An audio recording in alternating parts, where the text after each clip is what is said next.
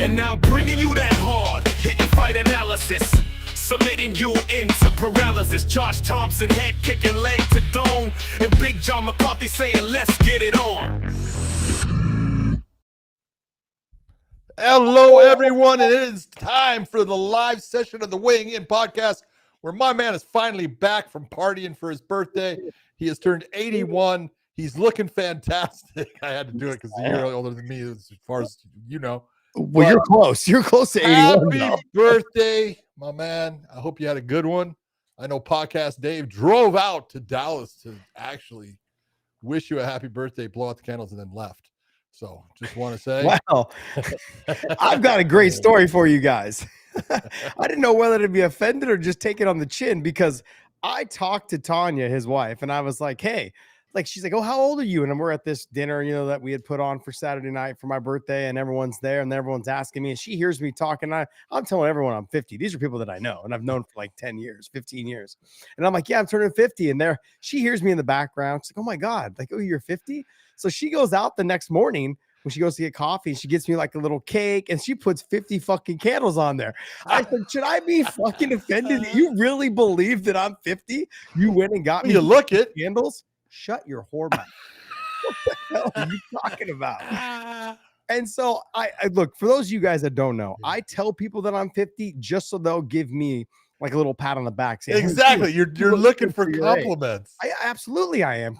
Look, at this day and age, John, they don't come very often anymore. Back when you're fighting, back when you're training, back when you look good, they say nice things to you.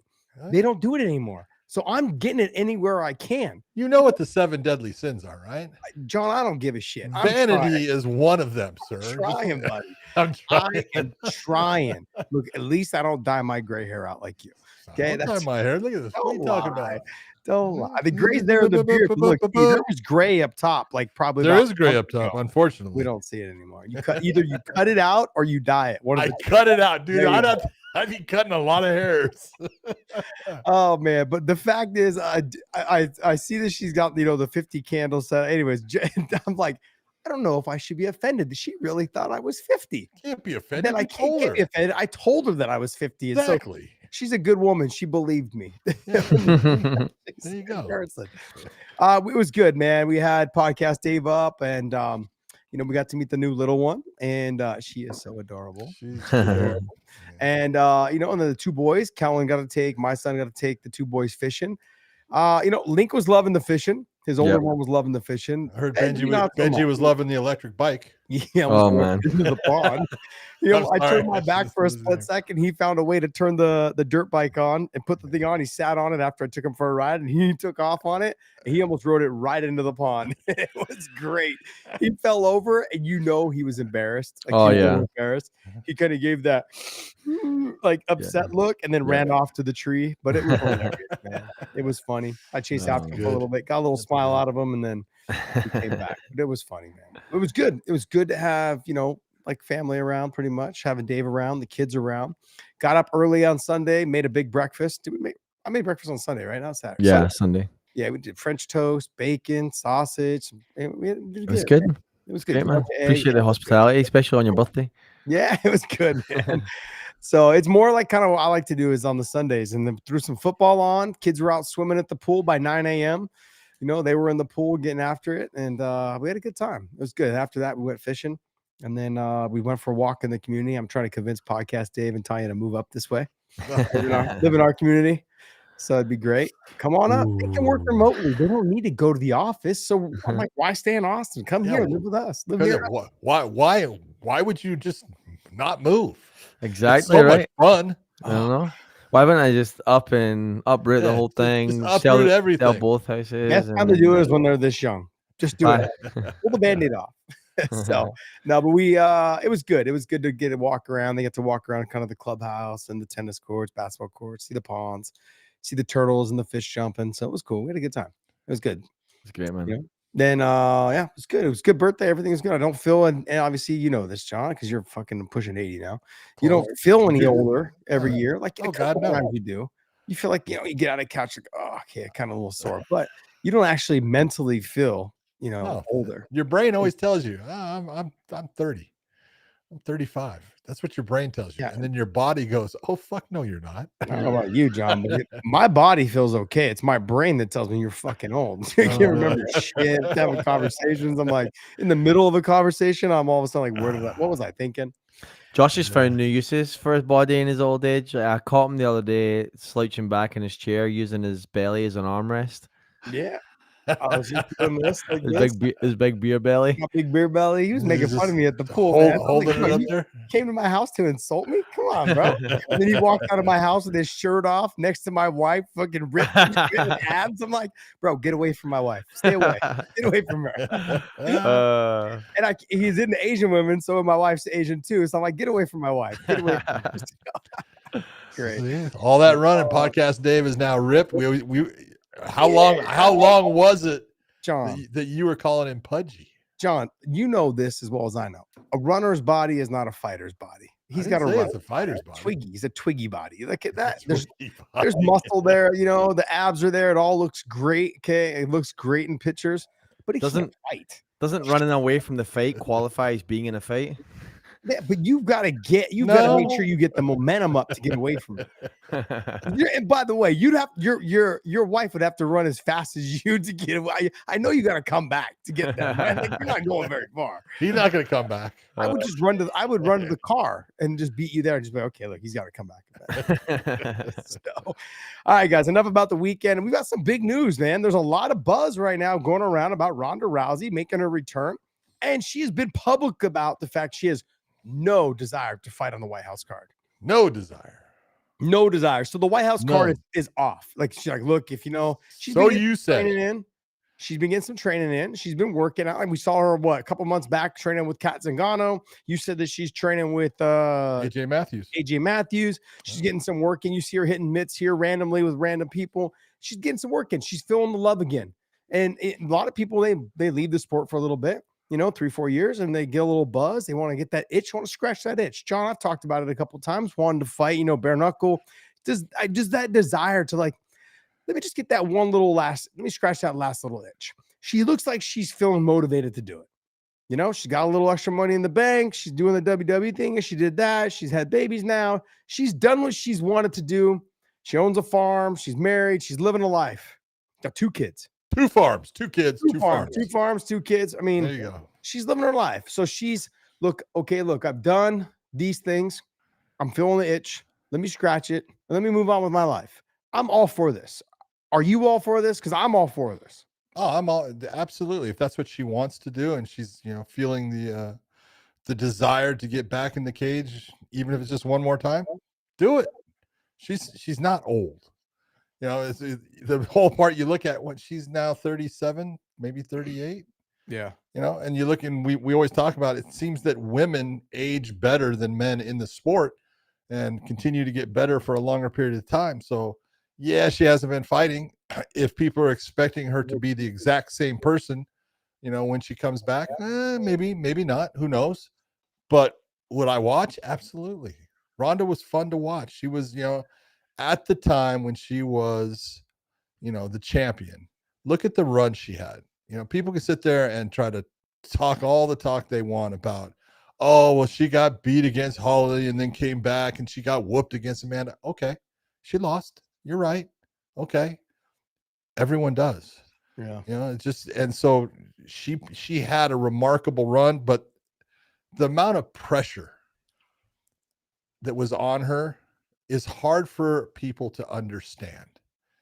What she was representing to the working man there, as far as the female side of the sport, the pressure of being the champion, the pressure of, oh, she's got all these armbar wins. Is she going to get another win in the first round? All these things that they add up, and they add up here in the person's mind. It doesn't, they don't even have to be true, but it's part of what you think. And so, all of that got to her after a while.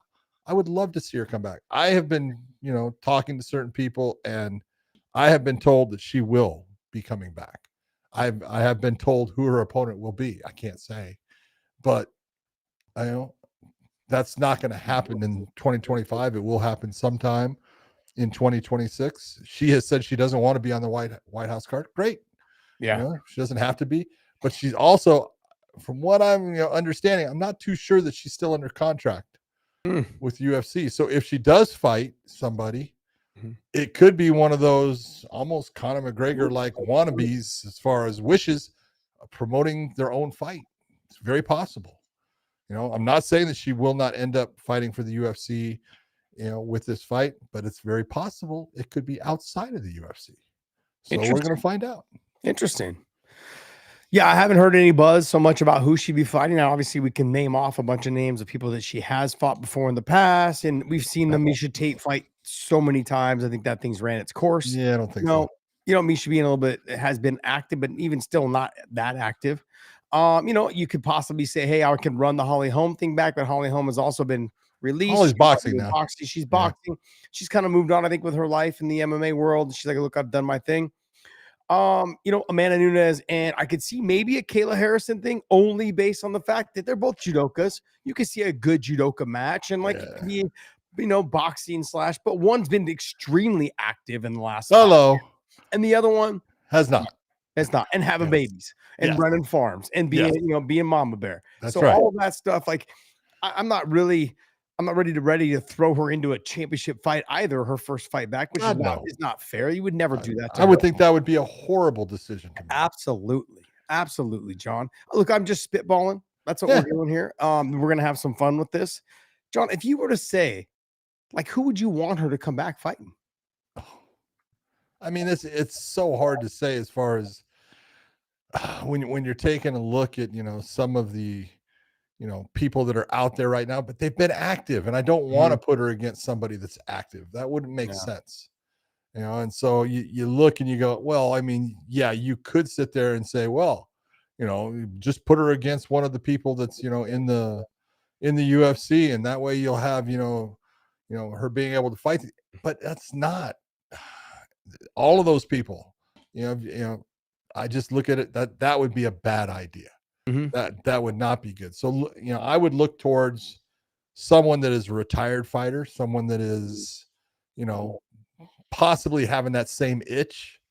I'm not going to sit here and name people. I don't know, but, I would say bring her back against somebody that has the same time or close to the same time away from the sport and let them get back into it. And as she is, and they can build together to, try to put on a great performance against each other. Yeah, there's options out there. I mean, look, I think you take a look at Holly Holm, you think to yourself, she probably might want to run that back. If I were, I don't think Holly would fucking say no. Yeah, I don't think Holly would say no at all. And that's a fight that I could potentially see. There's a couple people out there that I'm trying to think. You think that far back, right? I'm thinking old school, like Julie Kedzie. I'm thinking Julie hasn't fought for a long time. You know what I'm saying, though? You got to think back that far. Marloes Conan. Yeah. And I know Marloes, she's had kids now, and she's, but that's another fight to possibly happen. I mean, look, I could even go as far back as, like a Gina Carano or they almost put the Gina Carano fight together long ago. Yeah, true. So it's, but it would be, there's fights to be had. I mean, I'm just thinking in terms of I agree. You'd have to bring in someone older not so much old, but not old, but somebody removed, somebody who is, has fought at a high level, but look, maybe wanting to scratch the itch again, that kind of thing. Yeah. Give me some other names. In the old school female market, who was it? Oh my God. Marloes to me has always been one of my all-time. Marloes is absolutely one of the top dogs in that. I think you've named off, Julie Kedzie would be one that I would look at. There was also, who is the Roxanne Modafferi. Oh yeah. But she's, a little bit, she's now, I want to say 2 years away. Yeah. But see, that's okay. That's reasonable. Yeah, it's reasonable. And it's not like she's going to outstrike her. No. So it's going to end up being a grappling match. Yeah, but it's a good grappling match. With it. Yeah, exactly. Exactly. I mean, there's fights to be had there. Look, I think just having her back, period, just to scratch the itch. Oh yeah. Now you talked about her maybe not even going, not going back to the UFC if her contract's still there or not there. Obviously that. I mean, she could. She's always had a fantastic relationship with Dana, so I'm sure that she would look at it and if it was comparable, she'd go with the UFC. But if she could make a bag doing the fight on her own, going to like Netflix. Netflix is looking for big fights. Yeah. She was a big star. So, I mean, if she is not still under contract with them, and that would only be based upon the whole WWE thing, but it could be TKO still has her under contract with that. So I don't know. John, I'm gonna look, if she's not under contract with the UFC, I'm gonna call it here first. Because she was with the WWE, because she probably has some sort of relationship with Logan and Jake Paul, I would say that she would probably fight on one of Jake Paul's cards. MVP Or promotions. Jake Paul would promote her against whoever. If they look, I can honestly believe that Ronda could probably pull in and do her own promotion if she wanted to do it. Could. She could probably call, especially if she was matched up against someone like a Holly Holm. She could match up and probably be like, hey, I've got Holly Holm, or I've got Gina Carano, or I've got Marloes Conan. I've got a top level female who's been removed. And then we stack the card with other fighters. Sure. We could probably sell this to Netflix or Amazon Prime. We could find a way to sell it to them, and we pitch it with, another top boxing match or another MMA event. I bet you could do it. That actually gives the UFC and Turkey Al-Sheikh and someone just to step in and be like, hey, you know what? I'll give you guys a certain amount of money, but you got to let me do the promotion on it. So either they can do it on their own and go through the hassle of having to deal with all that, or they can run to someone who's willing to just pay them a flat fee. Yep. And go ahead and throw it up on there as well as a fight. Go ahead. Options are good. Shit, she has the options. Oh yeah. She's got the options, and good for her. She worked hard for everything that she ever had. So good for her. I'm happy for her. I think, look, I spent a lot of time fighting on cards with her and then being present, obviously, in a lot of her fight cards that were in San Jose and then in events for Strikeforce. She was always extremely sweet person. Also, not on top of that, but or on top of that, you could tell she was just a hard worker. She knew that she wanted to be the best. She knew that she was that person that was driven. I mean, towards the end, obviously, it all happens. I think it happens to everyone you fight long enough. So now, I mean, I said this about Miesha Tate. I said this about a lot of females. Like they go off, they have kids, they come back, they get reinvigorated, and they get better with age. Yeah. That's the way I've always felt about women. That 32, that 35 to 36, 37, 38, that's more or less like I feel like their prime. And they if as long as that mentality of them wanting to be the best, they can do it. Yeah. They can do agree. it. So whereas men, they get tired, I feel, at that age. That 30, that 35, 36. Worn down, man. Worn down. They're fucking tired of being abused their whole damn life. Right? We beat ourselves up our whole lives. And we get to 30, 35, 36, 37, 38, and we're just exhausted. Yeah. Whereas, women, I feel like they have that drive, man. They got that push. They've done what they wanted to do, and they get better at that age. So I'm excited for her. I love that we kicked around some opponents for her. I think that'd be huge, man, to have her back. It'd be great. Whether she does in the UFC or even not. If it's just one time. Oh, I'm down to watch. It's all good. Like I said, scratching the itch, and I'm down to watch. Yep. Excited for it. Exactly. She says here, though, John, says, finding my love for MMA again. The last 6 months have been an absolute blast. Sorry, if you can make that a little bit bigger. Feels like I have so much left to grow, and without the weight of the world on my shoulders, nothing is holding me back. John, she brought out another comment that I saw that she basically said that she was doing a little bit more press, a little bit more media than Conor McGregor was. But obviously they were at the same times, but she was a little bit ahead of Conor. She was already kind of peaked when Conor was making his run. Then Conor, obviously, with the Jose Aldo fight, was a star, became a star in that fight, and then went on with the Eddie Alvarez and then blew up into the Mayweather thing. She was kind of right there at that point, kind of on the way out a little bit, I believe, during that time. But she was doing all these things, and she was the one that was kind of running that show at the time. She was the highest paid fighter in the UFC for a while. Yeah. She had numbers. She had better numbers than, that's most. The whole thing. So good on her, man. Good on her. So it'll be exciting to see her back. Obviously, without the pressure of, there'll still be pressure. I think she's going to forget about it. She's going to think that there's not, but she gets in there, especially if she does a Netflix thing or she does. If she does it, as it gets closer, there will be pressure. There will definitely be pressure, a lot of demands for her to do media and all this other stuff. So she's going to have to, if she wants to build it, especially if she's going to promote it herself, or if she puts that in the hands of someone else. But I mean, I wouldn't be surprised if Jake Paul gave her a call. Jake Paul being the guy that made boxing, female boxers, the main event, and they did great numbers. You know, like he's working towards things like that, and I could see that being a partnership. I could see. What else you got for us? Only time will tell. So the next piece, kind of tying in with this White House card, kind of speculation. Conor McGregor comes out and says Michael Chandler will be my opponent for the White House card. Chandler and myself have done the show, The Ultimate Fighter. We've had a good back and forth. He's a good guy, a tough guy. Chandler responds, I'm the opponent he wants. He's the opponent that I want. And it seems like it's a heck of a main event for the UFC White House. This has all the ingredients that you need for the biggest fight in UFC history.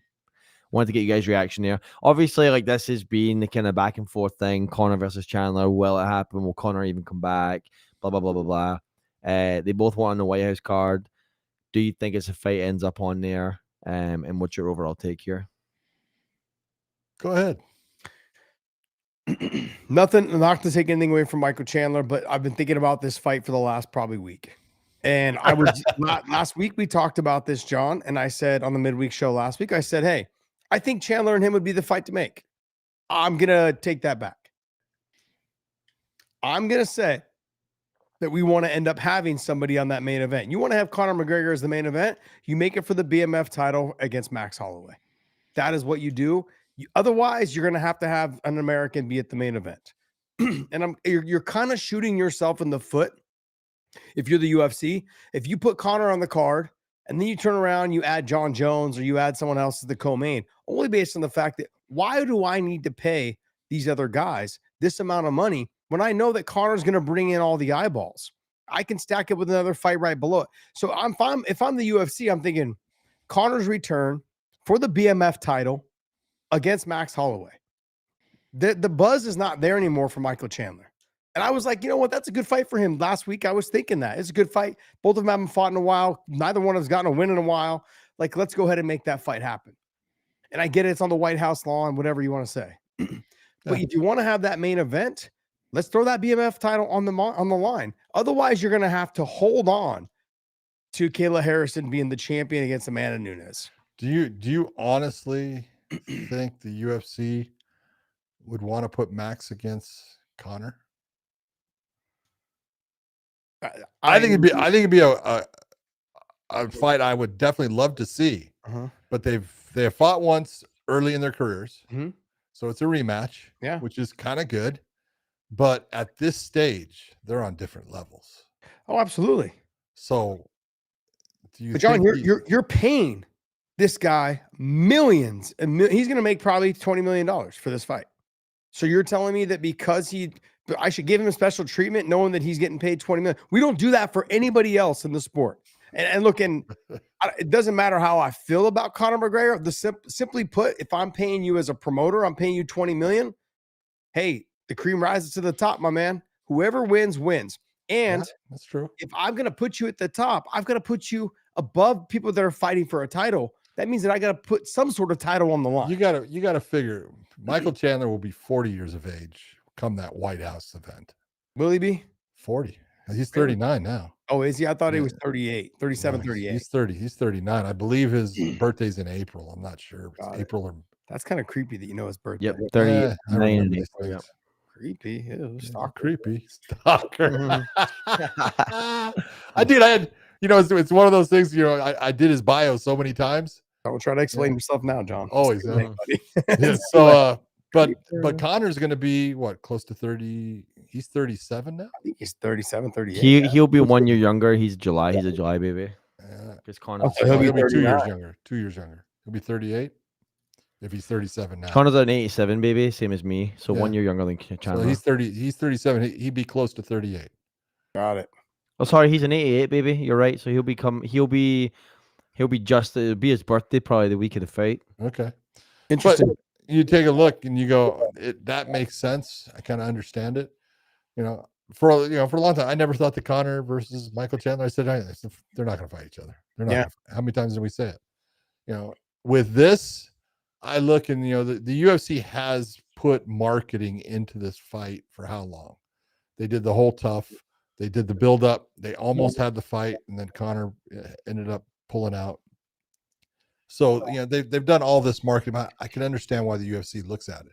I do think the more difficult and the better fight is what you're saying. Go for the BMF. I like that, but I'm not too sure that they're ready to have Conor get another loss, because if you look, pull up his record right now in his last 22 and fights. 6. Yeah, his last 5 fights. So he's got 2 wins and 3 losses in his last. It's 3 and 3 fights. in his last 6 fights. 3 and 3. Just 3 his and last 3. 6. If I say his last 4 fights, he's 1 and 3. Okay, but we're not saying that. I'm saying but I am. But it's then this is where you look at Dustin Poirier is the guy that's beat him the last 2 times, and he beat him convincingly in the second fight, and then in the third fight, I don't care what anyone was saying, Dustin was putting it on him. Okay, and you just saw Dustin have a fantastic fight against this guy you're talking about for the BMF title, and it's just not a good matchup for Conor right now. I don't see the UFC wanting to do that to him. John, are we gonna sit here and pretend like that Conor's got all these years left? No, he doesn't. But does it not seem to you? I don't know. I can't say that they've protected him. They at a certain point they were protecting him, and then it was like, okay, fly free. But then it was like almost like they didn't want him to fight because they didn't want him to be out of the contract. So, that was because they're trying to renegotiate their TV contract. That is now done. So let's go ahead and fight. That's one thing. 2 is, look, we're paying you this much money. He's probably going to get a bump in pay now because of this $7.7 billion deal. So me probably underestimating him making 20 million, it'll probably get bumped up to 30 to 35 million, maybe even more. That would be why Jon Jones doesn't get on the card. But that's my point. My whole point to this, when I started this conversation, was why put Jon Jones on there when I know that Conor's going to bring me all the same viewership that Jon Jones is going to bring me. If he fights a real opponent, he brings you more. Yeah, people will tune in to watch Conor, but you will probably lose some that will say, "Oh, I'll watch it later." If it's Michael Chandler, does Conor not have the top 5 pay-per-views? I believe so. Something like I think it might even be more than that. It might be 6. Yeah, it might be more than that. But my point is that you're not going to get any more viewers if Jon Jones is on the card. So why would I pay Jon another $8 or $9 or $12 million to be on the card when I already have Conor? It doesn't make any sense. Because Dana has come out saying it will be the most stacked card they've ever done. Yeah, but look, I can do that. I mean, what's most stacked? The most title fights? I gave you my card. No. If I was going to say all title fights, I had Kayla Harrison and Amanda Nunes obviously at the top, only based on the fact that she's American. She's the only American champion right now. I only had them there. But if Conor's going to be on the card, you have to have him as a title fight. And I said, look, you could put him at the top if you had Max Holloway for the BMF title. That makes sense. I would put Conor at the top against Max Holloway for the BMF title over Amanda Nunes and Kayla Harrison. I would do that. Okay. But if it's not for a title, I can't do it. And you can't have Michael Chandler and Conor without a title above 2 title fights or 1 title fight. You're right. You can't. It sounds cheesy. You're making your title team. You're making your title less valuable. Yeah, there you go. So I said, look, obviously in an ideal world, I'd love to have Jon Jones and Tom Aspinall, American versus a Brit. Fuck, let's go. Let's go. But why would I pay if I'm the UFC? Why would I pay that for that? And there's 3 title fights. It's just cheesy. It's too much. We've already seen 3 title fights. It's very rarely is it a good night of fights. It's like watching fucking boxing. It's like seems like everything's taking forever. It takes forever. And I'd love to see the Ilya and Islam fight on the card, but that's going to happen probably sooner than then. And then Pantoja and Horiguchi. I'd love to see that as well. But that's all title fights. But I think it will end up being a very stacked card. You're going to get that Pantoja and Horiguchi are teammates. Who gives a shit? I'll fight. John, you got to fight each other, man. I'm not saying you don't, but a lot of times guys that are wasn't Robbie Lawler and T Wood teammates at American Top Team? No, yeah, they were. No, Robbie used to be at American Top Team. Robbie left. Yeah. Okay. Yeah, he left when I think right before T Wood fought him. I think he left. T Wood had been there for a long time. Yeah, I thought Robbie was there first. Oh God, no. Okay, maybe I was wrong. Tyrone was there from the very beginning of his career. He would jump. He would go to other gyms, but he was always American. Yeah. Okay, he had his own American Top Team gym, I believe. Yeah. Gotcha. My thought process is look, the UFC is obviously have no shortage of money. They can do whatever they want. Yes. But if on a business side of it all, if I'm a promoter, I'm putting Conor and Max for the BMF title at number 1. I'm probably putting another title fight. It's probably going to be like a Carla Harrison or Amanda Nunes or a Pantoja versus Horiguchi, or somewhere along. Or you could have a Jon Jones and Aspinall as the co-main. You could, because it's the Brit versus the American, that kind of thing. But you have the American fighting the Irish guy, close enough to a Brit, right? I mean, they pretty much owned them all these years, so they might as well just call it what it is. So, look, you can have those two fights as the main event and co-main event. You're going to have Conor above Jon. Neither one's going to want to concede that they're going to be the co-main. And but it's going to come down to Conor's. You don't need to pay Jon Jones. That's really what it comes down to. Why would I pay Jon when I know I'm not going to get any more viewership based off of having Jon on the card? It's a business decision, John. It really is. It is. I understand what you're saying, but it's not the same. Hopefully, it's not on pay-per-view. Hopefully, it's. He said CBS. CBS, exactly. I said CBS. hopefully it's not on pay-per-view. It's CBS.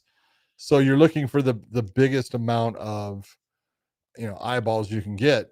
Do you not think that there's people out there that would tune in for having Jon Jones on the card? Sure, there would be. You mean people outside of the people that were already going to tune in to watch Max and Conor? Yeah, there would be other people. I don't know. His brothers would definitely be too. Okay, so there's 2. I look at it and it's like, I understand what you're saying, and there's no doubt you're absolutely right. Conor brings more eyeballs than Jon Jones, but it's Jon's put himself in this position where, when he went and he agreed to the Aspinall fight, they gave him the money that he wanted, and he agreed to it verbally. And then when it came to signing the contract, he decided, I'm retired. And I think in some way, Dana's like, I'm not going to play that game again. And I think I think Jon's going to do everything he can to try to show Dana, hey, I am serious. I will be there. I'm training, all that stuff. It's just a question of, does Dana eventually give into it, or does he stay the hard road and say, no, I'm not going to play it? I got to be honest with you. If I'm a betting man, you are a betting man, and so I am go a ahead. betting man. I honestly throw Conor and Max as the main, and I throw Ilya and Islam on there. You're hitting all different types of market. You're hitting unless you want to throw Pantoja and Horiguchi. But I think if you're talking, he's saying it's going to be the biggest card in UFC history. It's going to be a huge White House card. All of these things. You have all of Spain, all of Georgia. You've got everyone watching, and you got Islam. You have a huge market and flood of just Islam watching, like just that whole religion is watching. Muslim religion is watching to see if Islam can get it done against him. Especially, I think it's going to be at 170. I think Ilya will end up fighting him at 170 to try to become have to champion. Yeah. And then you have Conor and Max at the top. You have to put that at the top because of the viewership. That makes that, to me, right there is the biggest card you can make at this moment, hands down. If you did Michael Chandler and Conor, like that's basically an opening card fight, John. Nothing against it. That's what it is. You can't, like, neither guys want to fight in the last 2 or 3 fights. I can't put that as a main event. You got to that is a problem. Yeah, that makes a huge problem. So there's look there. I could also go with Pantoja and Horiguchi, because with Horiguchi you're hitting the Japanese market, and with Pantoja you're hitting the Brazilian market. So you have all of the, like, you're trying to hit those different markets. Conor hits the UK market as well as obviously the world market, and then Max hits a lot of the American market and definitely the Hawaiian Islands. But I'm saying you hit that American market as well, and somebody with the BMF title on the line. I'm just thinking out loud. Jon would be great. I heard my boy DC pitching for him. Like, what are you doing? Gotta love that. What the fuck are you doing? Daniel Cormier is now in Jon Jones' corner. I love that. DC is a way better fucking man than me. I'll tell you that right now. What are you doing? Get the fuck out of here. Did you see what he said? He goes, we have no American guys in the top 10s of the pound for pound since Jon Jones retired. He goes, that's crazy. Come on, boss. It's me asking you to give Jon Jones a chance. I love that. I love it. That's the most ridiculous thing I've ever heard. No, it's not. No. Dana did have comments too. Here, do you want me to play it for you, or do you want me just to read this off? Yeah, let's go That's ahead. Here, I'll just play his the full interview actually, because he interviewed with ESPN. Here it is.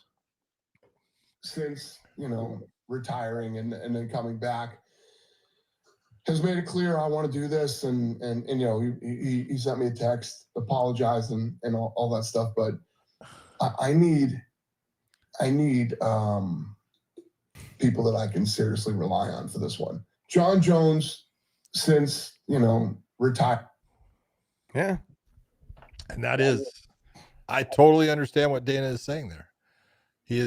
There's been too many times that Jon has left him hanging. Yeah. And you look and you go, this is, in the end, this is what happens. It comes back to bite you in the butt. You didn't, I'm not saying you meant to do it, but you put him in a bad spot, and he's not going to let you put him in a bad spot again. That really comes, it comes down to the whole thing of, what? First time, shame on you. Second time, shame on me. Right? And Dana's he's been put in that bad spot more than 2 or 3 times. Oh, I know. And Dana's the whole fight card, John, from it. Las Vegas to LA because of Jon Jones. That's right. People forget that.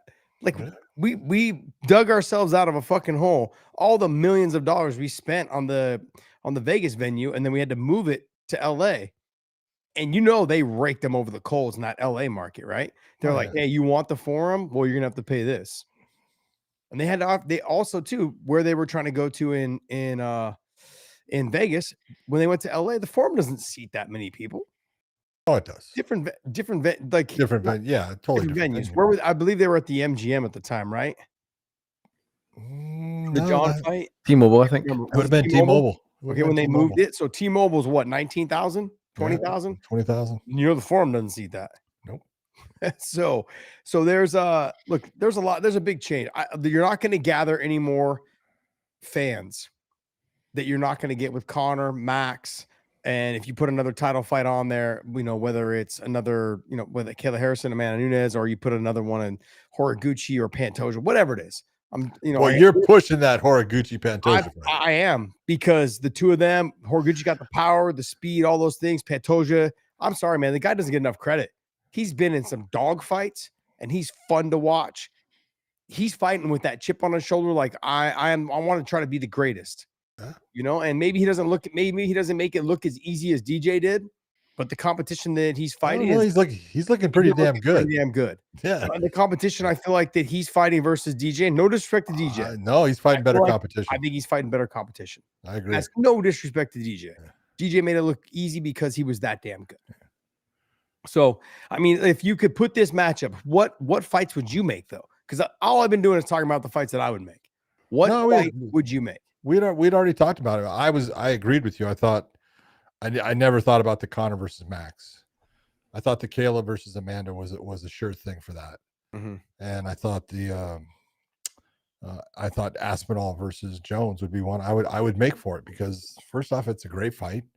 It's a legacy fight, if you're asking me, in that, does Jon keep his legacy, unblemished other than the disqualification, or does Tom, prove that nope, there's time and everything that goes by, and I am the new breed, and beats him. So I think that was big. Then we had what the hell was the other one? Islam versus Ilya. But you see that, and that's a big if, because Islam's got to get past JDM. That is not easy. Fight. No, it is. I love how people is automatically, it's like, oh yeah, Islam's going to beat him. I'm like, I don't think you have been watching. Yeah. That is a difficult fight. And, I've had texts back and forth with Habib about how concerned they are. Oh, I can understand. Good. He's really good. And then Javier, same thing. I talked to him on his birthday about a week ago, and he said the same thing. He's like, JDM is tough. He's the toughest guy we've ever fought. He brings more dangers than any guy we've ever fought. Absolutely. The physical strength, the size. He's not a small guy. People keep thinking, like, when they look at JDM, like, oh, he doesn't have any tools or weapons, and he's not that big guy. He's huge. He's got good boxing. He's huge. He's got great boxing. Yeah, He so goes to the body incredibly well. this is going to be a tough fight for Islam. And if you're going to break Islam down, one of the ways to do it is go to his body. Yeah. I don't care who you are. You can only take so many. And it's like JDM does that as well as any welterweight there is out there. So I'm going to throw a wrench in what we're talking about just real quick because it just came to me in my mind. I got to get it out before I forget about it because of CTE.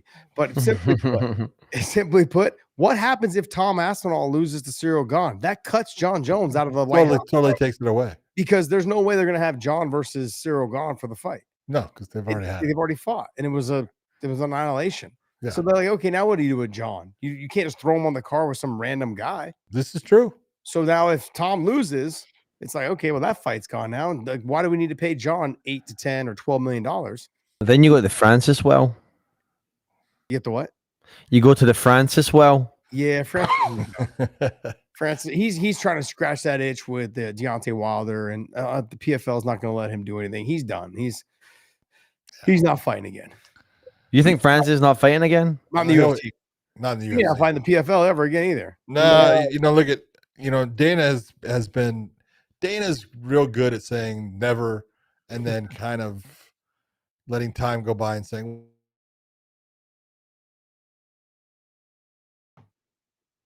But I truly believe he will never, and it's not so much Francis.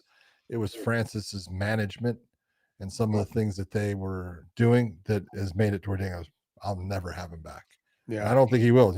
He did that with Paul Daly was a guy that he made a mistake. He was wrong, no doubt about it. But Dana said no, he will never be back. I'm telling you right now, he never he was true to his word.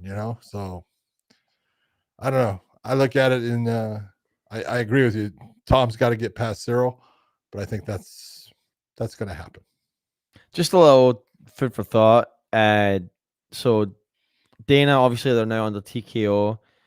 The WWE, right, is part of that banner now. Dana's hanging around with that crew.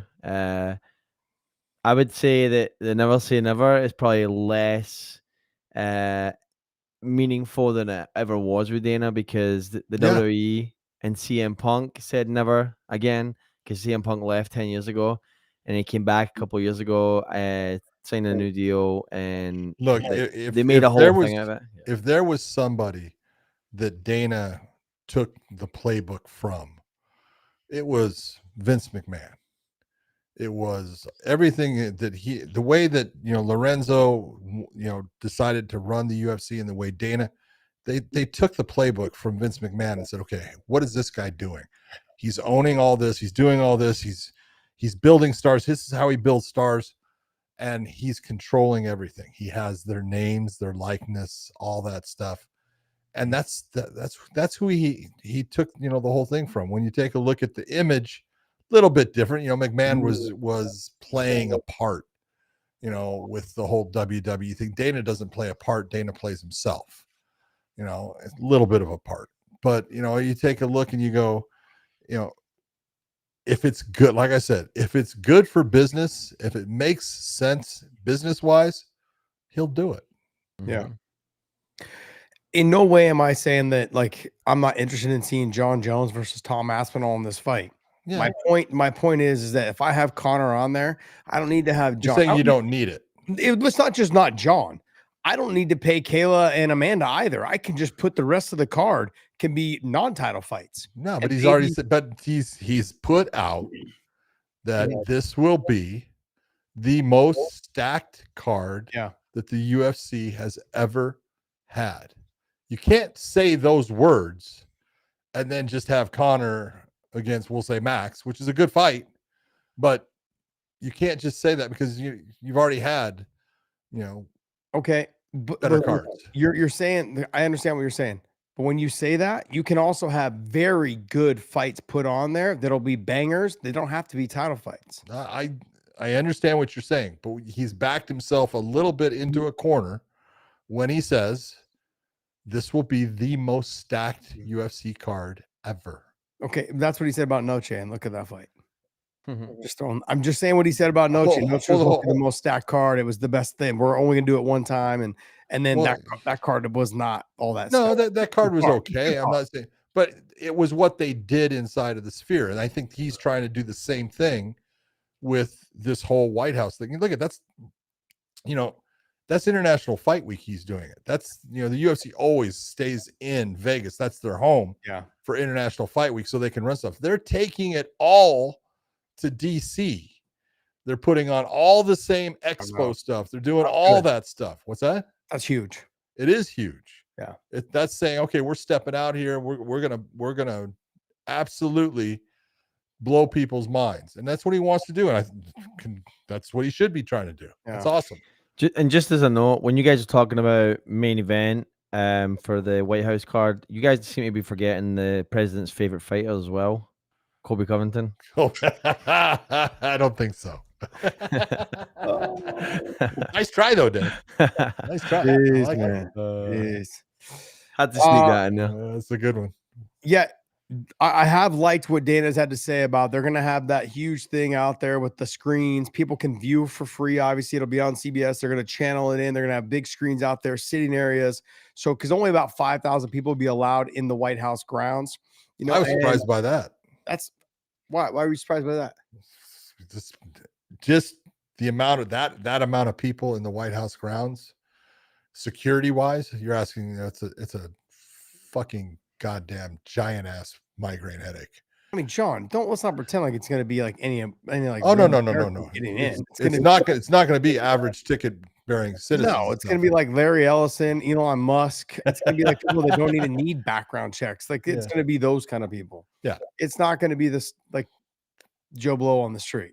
Yeah. They're not getting in at all. I So agree. you're gonna be on the outside, being able to look in. They're gonna have the monitors out front. I like the fact they're moving International Fight Week there. I mean, maybe that'll bring some business to DC. DC is a fucking shithole. So maybe they'll be able to bring some action in there and do something, nice. I mean, since they cleaned up the cities there and the streets there, I mean, hopefully they'll cleaned up the crime, huh? Yeah, a little bit. A little bit. See. They didn't have any murders, I think, for the last like 2 or 3 weeks. Hey, Yeah, John, maybe they could pull you in the week before to clean up the streets and then pull you in the night of the fights for the referee. Would you make a comeback for that fight? You would. You would have to. Yeah. You just did fucking CJI. Really? You've got Not like, CJI. whatever. Are you kidding me? Fuck this, the White House. Are you kidding me? Yeah, they're not going to have me, so it's okay. Why not? You can come back for that. I can come back anytime I want. But I know. If I were you, I would try to come back for that fight. Really? Absolutely. I don't think it would work. You're such a negative Nancy. No, okay. I'm being honest. Okay. When I look at that, come back. Come on, everyone. I look at people come back. I look at people that have been doing it and have worked to get to that type of fight. They deserve it way more than I do. But what was your pinnacle, McGregor Alvarez? Aldo. No, well, was Alvarez was bigger because that was. Well, champ. I will tell you this. No, it was not bigger. I think everyone, Josh during his fight career had things for a bucket list. Mhm. And one of my bucket list things was to referee inside Madison Square Garden. So that was Alvarez versus McGregor. That's right. And it was. Was that your first time? That was the first time ever. Yeah. Working. Never in forget Madison your Square first Garden. time. No, never. Dude, Dave had a baby his first time. But I honestly believe that there's people that they've worked hard and done a good job for a long time, and now they deserve to be part of that show. I'm a dick. Cool. That's a hashtag lame. Lame. Hashtag Okay. lame. I'm lame. I'm all in on that. All right. Like I said, so you agree with me? Are you agreeing with me on terms of the BMF title? I think honestly, that's if you're going to sit there and say that, we need a fight with Conor and we need to make him the main event. That's how you make him the main event. Yeah. That's a good idea. Yeah. And then like I said, I know, I'm reading, but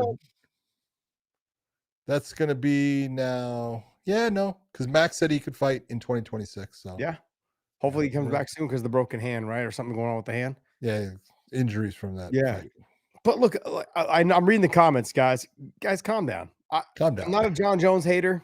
Okay, I like Jon. I want him to get his life together. I think we want everyone that's going through rough times to get their life together. I want the best for him, man. He's got kids, he's got a wife, he's got all these things. You want the No best wife. for. Okay, so no wife anymore. Baby mama. Baby. Okay. Look, bottom line is, I want the best for him. I'm not an evil person. I'm not a vindictive person. I want the best for him. I don't give a shit whether DC likes him or not. I want the best for every person. So in this situation, if he can get his shit together and he can come through and fight Tom Aspinall, and Tom Aspinall can get past Cyril Gane, that's the fight I want to see. My point was, it doesn't matter who you put below Conor. They're not going to gain another 50 million subscribers or viewers or people watching on CBS just because Jon Jones is on there or just because Horiguchi's on there. They're not going to get it. That's true. So why would I spend the 15 million or 20 million dollars on that when I'm not making my money back? Stop thinking in terms of what you want. Think in terms of what the business is going to think of what I want. No, think about how the business is going to look at it. Yeah, it is. That's exactly how they're looking at it in terms of dollars. They're not looking at it in terms of what the fans want. What can I do to maximize my money? You realize 1.1 billion a year. Yeah, you could give a lot of fucking purse money out for 1.1 billion. I agree, but do you want to do that all in one card? No, you don't want to do it all in one card, but you can, and you're not. You could pay everyone, $1 million contracts in that whole show, and you're still going to be sitting there far from touching what is your pot of gold. No, I get it. But these guys, like I said, that's why I have no sympathy right now for Conor. He's going to come in. He's probably going to fight someone like a Max, or he's going to fight someone for a title or whatever it is. If you're going to put him in the main event, it's got to be Max, because you can't put him for a lightweight title. So, or even a welterweight title. So that being said, he's making millions. Like, he's going to make 20, 30 with this new deal. They're going to pay him pretty damn well to be on this White House card. So when you say, "Oh, I don't want to put him against Max," nah, man. If I'm paying you this money, you're fighting who I put. That's a true statement. If once you're making the big money, don't sit there and cry about who we put against you. Don't call me and say, "Oh, I want this guy." No. Yeah. You get this guy. Yep. Yeah. And let's be honest. If Conor is able to beat Max, he kind of erases his losses to Dustin. Oh yeah. It's like, "Oh, I just beat him. You just lost to him." Literally, like this. Now, I'm not saying that's going to happen. Back better than ever. Yeah, exactly. So I could see Conor doing that. And had Chandler won 2 fights, I'd be on the Chandler bandwagon. Like, look, dude, the guy went through it all, waited forever, but he didn't. He's come up short twice, and he looked really bad his last fight. Yeah, really bad. And Max is not going to try to take Conor down. Chandler may. I'm not saying he's gonna, but I'm saying he may try to take him down. He doesn't. He may. He doesn't wrestle like he used to. Yeah. Well, I mean, look, we've kind of beat this to death, but I like this. I love talking about this card because it is going to be a huge card. It's going to be the buzz, like the International Fight Week. They're going to start talking about this in February. It's just going to be nothing but the White House card. What's going on? Dana's already said they started trying to put the card together a little bit right now. They said by the end of February, we should have a card. Ronda Rousey said like she is interested in coming back. Just she will not fight it. She's like, "I will not fucking be fighting on that card." So whether she signs with the UFC or she is with the UFC already under contract, whatever happens in that situation, you may see her back, but it will not be on that card. She has no desire to fight on that card. So we'll see who her opponent is. There's a lot to talk about, a lot to discuss, but man, I'm looking forward to all the action that's coming up in this year coming. So there's some good stuff. Hopefully we can finish out this year strong. You got September. It's got 2 pay-per-views. But before we move on to September and the pay-per-views and all the other stuff that's going on, let's talk about this card that's coming up this weekend, John. Oh, yeah. I tell you, the main event is actually a really good fight. It's one of those I look at, and Carlos Ulberg has really had a sensational run in the UFC. He had the 1 loss, but other than that, he's looked good. Dominic Reyes is on a comeback. He's looking really good right now. And he's a guy that at this point, he could derail the Ulberg train if he fights smart, because he's got the same size and length as Ulberg. Ulberg's got a lot of length and size to him.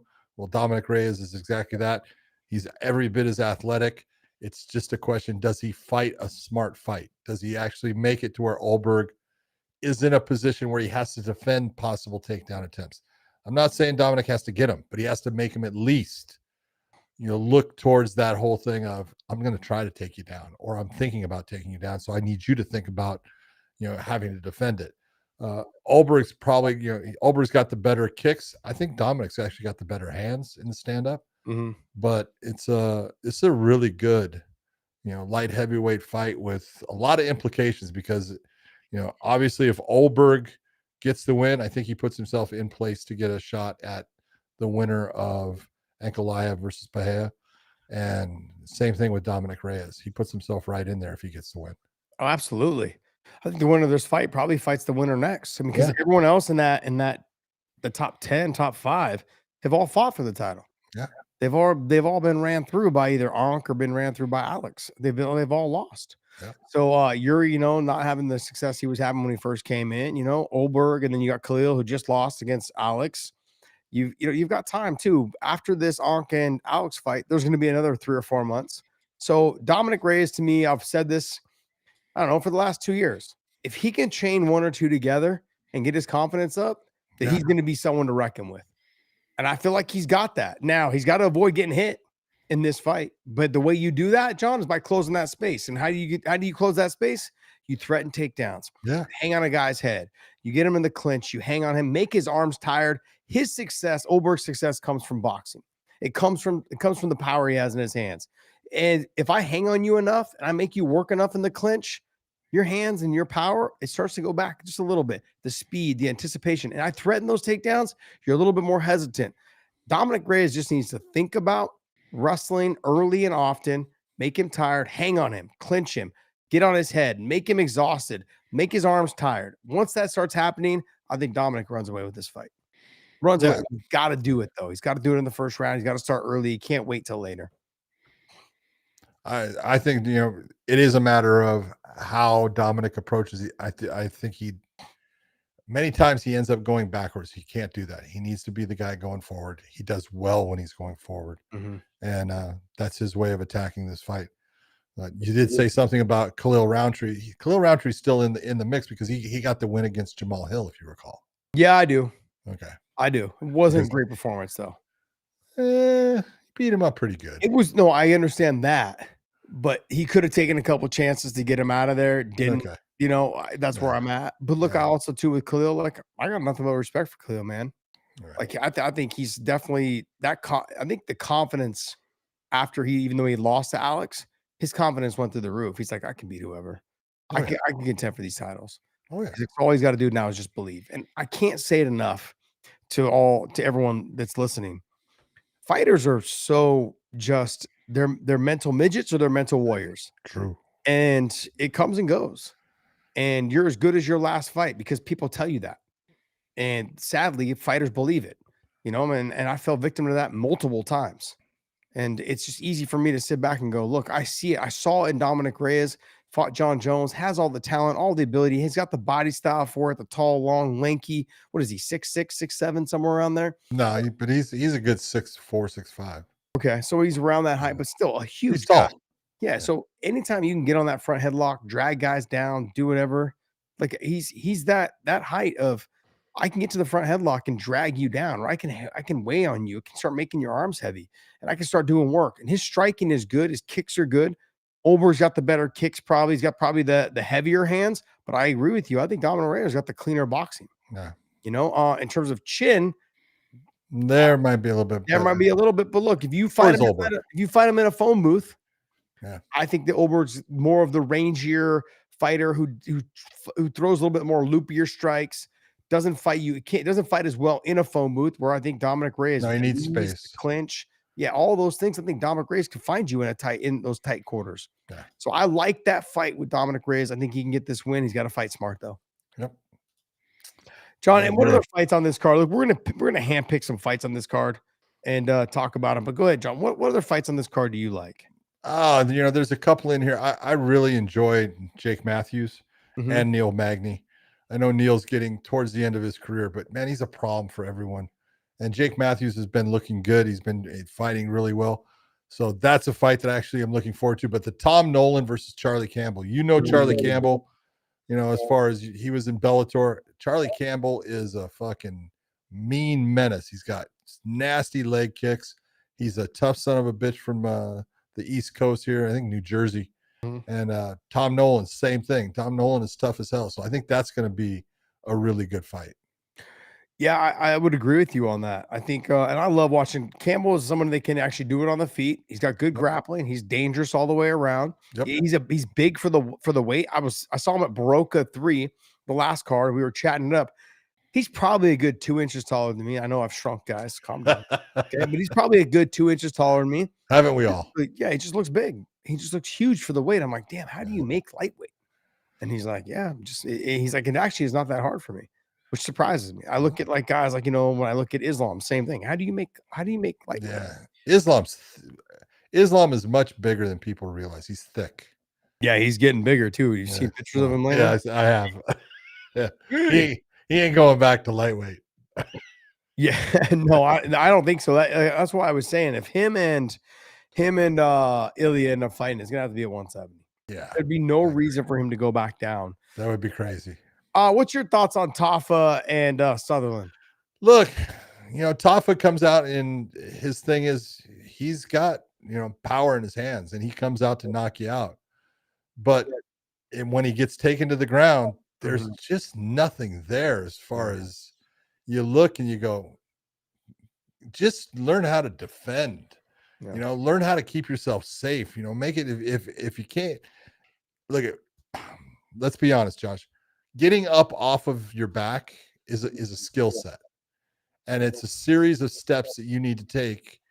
And yeah, you end up sometimes taking shots to get to that point, but it's a skill set that can be learned and it can be made to where you're very difficult to keep on the ground. Now, that's not that you're not going to take some shots trying to get back to your feet, but at this point, Tafa has not shown any of those skills. When he's on his back, he's like a turtle. I enjoy watching fight because, like I said, he's got power and he comes to fucking knock you out. But until I see that he has the skill set to get himself back to his feet, he's only going to be that. Okay, he's a knockout artist, but get him off his feet and the fight's over. Yeah. You know what? I actually combed over, and how you brought it up was Jake Matthews and Neil Magny. Now, just as a huge step up in competition for Jake Matthews. He's had some good step ups and he's come up short once or twice. But I think this right now at the time for him is this very good time for him to fight Neil Magny. Absolutely. Neil's good all the way around. He's very dangerous. Neil's getting that itch too. Like, hey, guys are writing me off. I'm going to go ahead and give the best fight I can. He still has that dog in him a little bit. He's going to go ahead and make it a fight. But I think Jake right now is on a different level. Yeah, Jake Matthews. The thing about Jake that's really his boxing, his stand-up has really become very clean. He's always had a good ground game. His jiu-jitsu is solid, but his ability to, stay in the fight no matter where it's at is getting better and better. And he's been in the UFC for quite a while now. People kind of forget, how long this guy's been there. He has been in the UFC for a long time. And, probably close to 20 fights. Jeez. I want to say that's a lot. And his last fight was against Chidi. And that fight, look, I really like Chidi. He's a good person, but he just walked through Chidi, got the rear naked choke with what? 22. Like, I want to say it was like within 2 minutes. Yeah, it was a minute 9. Minute 9. Jesus. Yeah. And he's 22 fights in. 22 fights. Thank you very much. Wow. That's a lot. So, that is a lot, man. He's not old. He's not old either. No. What is he? 31? 31. Yeah. Perfect prime time right now. Yeah. So good on him. He's a fun fighter to watch. Yeah. No, as you said, this is his time. Yep. And these are the kind of fights that now, look, you need to win these. UFC is putting him in this position because they want him to win. Yeah, absolutely. Hey, we're giving you the old dog. You've got to have to make a statement on him. We have to build you off of someone's name. Yeah. We can't just hope that it's going to work. You've got to build you off someone's name. So this is one of those opportunities. That's exactly it, because you got to put those, those names, in a position to show you something as far as look at where this guy's been. He's got he's on a 3-fight win streak now, Dave. Is it 3? Because I know he fought Phil Rowe. Yeah. Jake Matthews, yeah. Yeah, he's on 3-fight win streak. Yeah. I mean, hey, this is it, man. You get a win again. That's 4 in a row. That's how it just starts rolling for you. So yeah.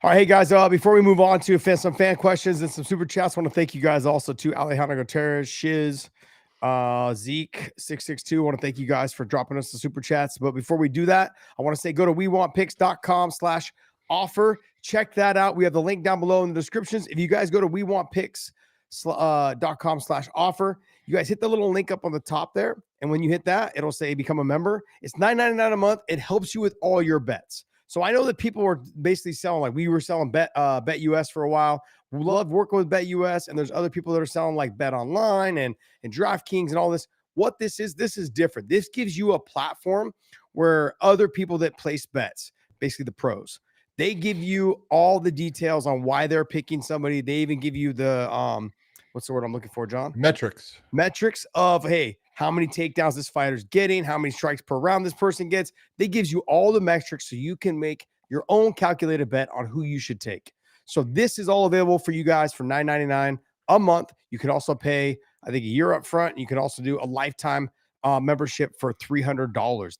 It's a lifetime. $300. You pay it one time, $300. So check it out.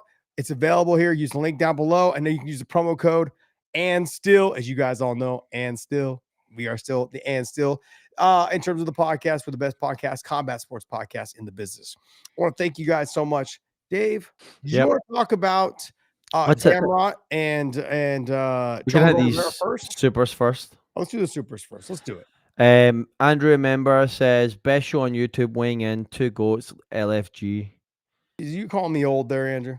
No, he did not. He called you a goat. Let's fucking go. Let's go. Let's go. Greatest oldie of all time. If Gon win, Andrew Gutierrez super chats. If Gon wins, Conor versus Gon, triple champ. LOL. Shiz says, "Sup guys? Where do you think Bo Nickel is in his career? Doesn't he have elite wrestling? Is the hype over? Josh, your favorite fighter Hamza is still on the hype train, baby, undefeated, undisputed." Oh, Shiz giving me the shit, man. I love it. The Shiz gives me the shit. Let's talk about Bo Nickel real quick, John. I don't think the hype train is over, but it could be over if he loses this fight against Adolfo Vieira. This is a tough fight for him. I think on the feet, Adolfo's not as bad as people think. Well, he's gotten better. He's gotten better. He's got a good jab. He's not afraid to exchange. He only throws 2s and 3s, though. He never throws a 4, never really throws a 5. He kind of almost seems like he's afraid to get tired. He is big for the weight. His takedown defense is not the greatest, but he doesn't care because he's one of the best grapplers in the game. Bo doesn't want to probably take him there. So we're going to find out a lot about Bo. Can he handle the pressure in this situation, which we've seen him handle the pressure in wrestling. But it's not the same. When someone's throwing punches at your face, your wrestling goes from black belt level to fucking white belt level, just like jiu-jitsu people do. And we saw that against DeRitter. Like as soon as he started getting hit in the face, he got kneed in the body, got hit in the face, he got elbowed, all these things. We saw his wrestling, we saw his fight game go from black belt level, I wouldn't even say purple belt level to white belt level. The fight IQ is not quite there yet. This is a big step up in competition for him, just like DeRitter was. This is a tough fight for him. It could get derailed. I'm still taking Bo Nickel in this fight, but I am a little concerned, John. I'm afraid. I didn't see the things that I wanted to see him out of the RDR fight. I just didn't see it. But RDR's got a lot more top-level world-class experience than Adolfo Vieira. As a fighter, no doubt. As a fighter, yes. Yeah. First off, I don't think that Bo Nickel is done. I believe that, first off, he's too good. People don't do the things that he's done in his life and be as successful as he has been as an athlete because they give up because they lose. Okay. Losing is something that he knows comes with, competition. And I think, in my opinion, he's going to learn from that DeRitter fight. He figured out things in that fight. He did not understand how to stop. And if you don't know how to stop certain things, life becomes very difficult in the cage when the guy realizes, oh, you don't know how to stop that, and keeps going back after it. DeRitter is very, very big for 185. Now, Bo's big for the 185, and so is, Adolfo Vieira. They're all large bodies in the 185, but DeRitter is unique. He's 6'4", and he doesn't care about going to the ground. So this is my one problem with this fight with Adolfo Vieira is, if I was Adolfo Vieira, I would absolutely get into the clinch with that guy as fast as I can and dirty box and just be a grinding, nasty individual the same way DeRitter was, because the blueprint is there. Now, the question is, did Bo learn from what happened with DeRitter so that blueprint is now altered? Mhm. But the first thing I would be doing if I was Vieira, I'd go after that same game plan and get inside, clinch with him, throw knees, and let him know, oh, it's happening all over again. But Bo is too smart an individual, too good of an athlete, too good as far as just a competitive grappler to just rest and say, oh, it was just a mistake. No, he went back to the drawing board, and he has good coaches that he's learning from that are going to say, okay, this is what you need to do. This is what we need to work on. I think you're going to see a difference in Bo Nickel in this fight. Yeah, I think you're going to see a different fighter. I think you're going to see a more focused fighter. Yeah. I think he got away from being focused, thinking that it was all going to come easy, and it was a reality check. Look, you learn more from your losses. That's 100% true. Oh yeah. 100%. People, we got nowhere to go. Yeah, we get so comfortable when we're winning. Like, I don't need to learn anything. I'm winning. If it's not broke, don't fix it. That mentality stays with with athletes. Period. Yeah. But more so probably with individual sport athletes, a golfer, a tennis player, a MMA guy, a boxer, whatever it is. We just have this tendency to we learn more because it wears on us more mentally. We think about all the mistakes we made and things we could have fixed. When we win, we're like, oh, I did everything perfect. I could have done this maybe a little bit better, but fuck it. It worked. That's all right. It worked. Yeah, I'm good. I dominated. Bo seems like someone's going to come back rejuvenated. I think it's a good fight for him. It's a tough fight for him because he's got to be careful, especially in that first round, for being put into a position that where he may want to think about shooting a takedown. If Rodolfo Vieira comes at him aggressively and starts landing big shots, his natural instinct, I think, will be to shoot. Oh, absolutely. That's going to be hard for him to get away from ever. Yeah. And he doesn't seem like the guy that has the wherewithal right now, Bo Nickel I'm talking about, to handle a guy that just walks him down and puts pressure, because that's what we saw against RDR. What adjustments has he made since that fight? Keeping your back off the fence. He looked lost. Circling. He didn't know how to circle. He looked which is really lost. It's and this is where, look at wrestling. The entire game of wrestling is understanding how to off angle your opponent, circle. You're always running circles. Takedowns and circles, everything. And to see someone in the cage unable to do any of that, circle off the cage, just get stuck when he's a guy that he knows those basic elements. Oh, absolutely. But they were just gone. Yeah, gone during that fight. I mean, I'm looking forward to that fight though, because it will say a lot about Bo Nickel. Yeah, and Rodolfo, just this is a huge feather in his cap. He's able to get a win off the hype guy. Huge. Adolfo Vieira he's been looking better and better. He's been learning, and this is the problem. He has been learning while he's in the UFC. All right. Do you look at this though? Is the UFC going like, hey, we're matching you up against this guy because we need to know whether you can sink or swim? Well, this is a guy that has 14, I want to say 14 professional fights. 9 of them have been in the UFC.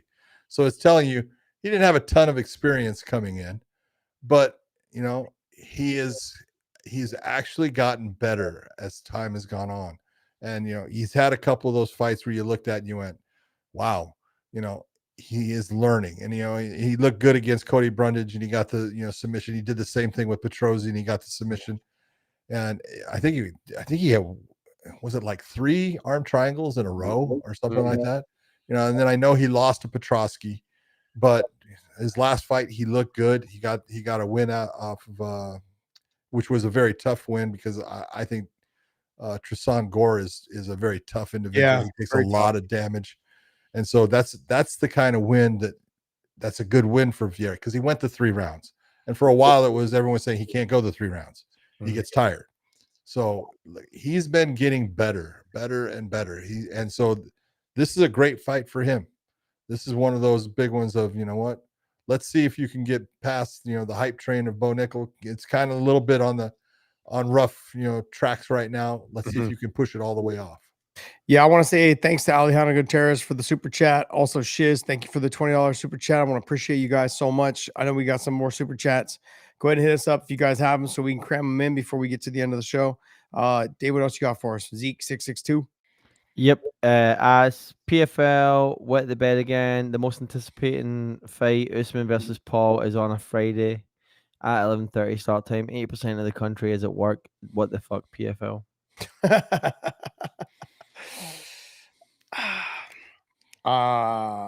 Look, there's nothing we can say. No. I don't know why they keep doing this. I mean, like, they have a good product. They've got rid This of is a great fight. This is a fantastic fight. It's probably the best fight they're going to have in the next. Their first fight is a fight of the year candidate. Yeah. Yeah, John, I don't know why. I don't know why you would put it on a Friday at 11:30. Well, the reason it's 11:30 is because of where it's taking place at. Yeah. So, it's understandable, but it's a matter of, you would think you'd want to try to put it on a Saturday at that time is not bad. But Friday, people are working and stuff. And so there's many things that I just look at and I just shake my head. It's like, I don't get it. I look at their entire, they're going to go through this. They're going to have this fight with Usman and Paul Hughes, which is a great rematch. I think they have a couple of PFL Europes, but they have nothing here in the States. Zero. There's nothing even scheduled that I know of. So what you're waiting, you just had your I guess your tournament finals in June and July. Did they have anything in August? Maybe they did have something in August. They had something in August. Okay, but nothing in September as far as here in the States. Nothing in October. October Nothing in 3rd November. isn't October 3rd the Paul Hughes fight. Yeah, but where's it at? It says they have the France card France. this month. Again, nothing in the States. Oh, you said state. Sorry. John, you don't have to yell at Dave like that. I'm not yelling. I'm just saying. I'm frustrated with the whole thing of the PFL. It's like, what are you doing? That you actually had some really good fights in their tournament. You had a lot of momentum going, and then it just shuts down. Like, okay, we're going away for 6 months. Yeah, that was their problem though. Even when it wasn't, but when they had their other tournament. That was their problem. Remember, they would finish in November and they wouldn't come back until March. Yeah, April, March. People forget about the whole PFL. They just forget about the promotion altogether. So you got to spread it out. It's frustrating. Go ahead, Dave. Do the fighter contracts play accordingly, where the fighters can do things within that 6 month period, or are the fighters locked just basically no income for 6 months? There's no money. Nothing. Yeah, that's insane, man. Yeah, they should at least give the fighters freedom to fight elsewhere. Nope. Nothing. And if you ask, look, this was the same way the UFC was back in the day. You can ask to fight somewhere. Back in the day, the UFC would let you. But then if you lost, you were cut. Yeah, don't lose. If you lose, don't, because I actually was signed by the UFC and I got hurt twice. And so they were like, hey, we won't be able to book you because we're already booked for the next 2 pay-per-views. We can't book you for another, 5 months, 6 months. I'm like, shit. So they let me fight in the PFL, or not PFL, WFA. I was going to say, what the hell are you talking about? In the WFA, I fought Rob McCullough. Rob McCullough. And so Joe called me before the fight. He's like, hey, I don't want to put any more pressure on you. He's like, it's, obviously the day before I just made weight. He's like, go out there, do your job. We know you can beat him. Just do your job. He's like, but I got to let you know, if you lose this fight, he's like, we're going to have to release you. And I was like, I said, yeah, no pressure whatsoever. Fucking, that's all that was going through my mind. Zero. Then I get the win. And one of the first guys that called me after I got the win was Joe. Yeah. He's like, hey man, great job, great performance. He's like, we loved the fight. He's like, we loved your aggressive. He's like, I loved it. Thought it was a great fight. Yeah. So, what else you got for us, Dave? All right, let's hop into the fight here then. Oliveira gets Gamrot after the losing the physique fight. This is a good one, especially after the whole, because Benoit Saint Denis said, I'll back it up.